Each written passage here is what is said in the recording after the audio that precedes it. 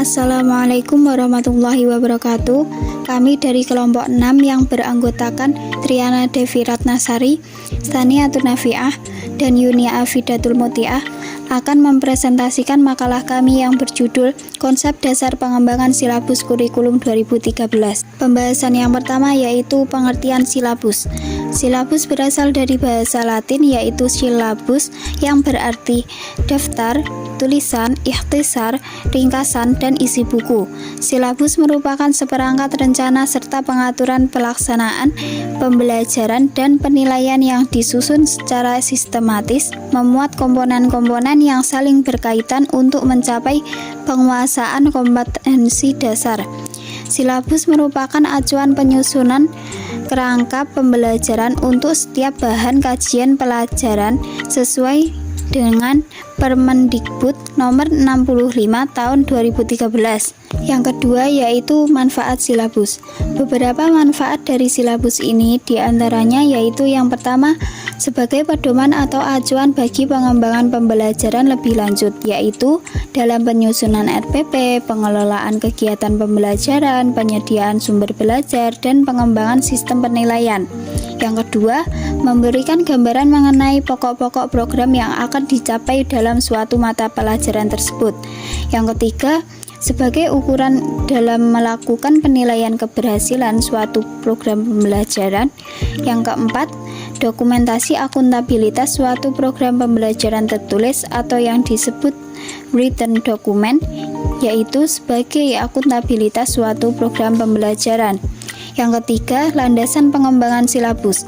Landasan pengembangan silabus ini terdapat dalam pasal 17 ayat 20 Peraturan Menteri Pendidikan Republik Indonesia nomor 19 tahun 2005 tentang Standar Nasional Pendidikan, yaitu perencanaan pembelajaran meliputi silabus dan rencana pelaksanaan pembelajaran yang memuat sekurang-kurangnya tujuan pembelajaran, materi ajar, metode pengajaran, sumber belajar, dan penilaian hasil belajar. Yang keempat yaitu tentang prinsip-prinsip pengembangan silabus.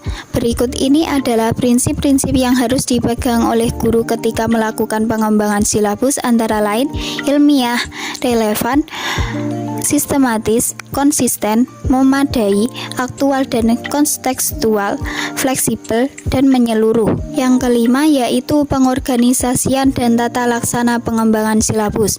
Pengembangan silabus menurut Kunandar yaitu pengembangan silabus dapat dilakukan oleh para guru secara mandiri atau berkelompok dalam sebuah sekolah atau beberapa sekolah yang biasa disebut dengan kelompok musyawarah guru mata pelajaran atau yang biasa disebut MGMP atau pusat kegiatan guru PKG dan dinas pendidikan.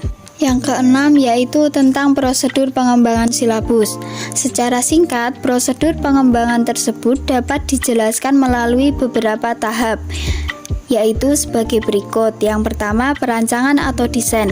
Perancangan atau desain ini diawali dengan kegiatan mengidentifikasi standar kompetensi dan standar kompetensi dasar yang terdapat dalam standar isi, kemudian dilanjutkan dengan menetapkan materi pokok atau pembelajaran, kegiatan pembelajaran, indikator pencapaian kompetensi, jenis penilaian, alokasi waktu, dan sumber belajar yang diperlukan. Yang kedua, validasi. Tahap ini dilakukan untuk mengetahui apakah draft awal silabus yang telah disusun itu sudah tepat atau masih memerlukan perbaikan dan penyempurnaan lebih lanjut, baik berkenaan dengan ruang lingkup, urutan penyajian, substansi materi pokok, maupun cakupan isi dalam komponen-komponen silabus yang lain. Yang ketiga, pengesahan.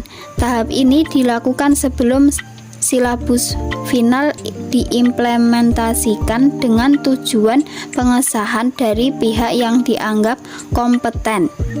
Yang keempat, sosialisasi. Tahap ini dilakukan terutama apabila silabus dikembangkan pada level yang lebih luas dan dilakukan oleh tim yang secara khusus dibentuk dan dipercaya untuk mengembangkannya. Yang kelima, Tahap pelaksanaan. Tahap ini merupakan kulminasi dari tahapan-tahapan sebelumnya yang diawali dengan kegiatan penyusunan dengan rencana pelaksanaan pembelajaran sampai pelaksanaan dan evaluasi pembelajaran. Yang keenam, tahap evaluasi. Tahap ini dilakukan untuk mengetahui apakah silabus yang telah dikembangkan itu mencapai sasarannya atau sebaliknya. Materi yang terakhir yaitu praktik pada silabus kurikulum 2013, yaitu ada dua. Yang pertama mengkaji SKKD atau KIKD. Yang kedua mengidentifikasi materi atau pokok pembelajaran. Sekian presentasi dari kelompok kami, ada kurang lebihnya mohon maaf. Ihdinas syiratal mustaqim. Wassalamualaikum warahmatullahi wabarakatuh.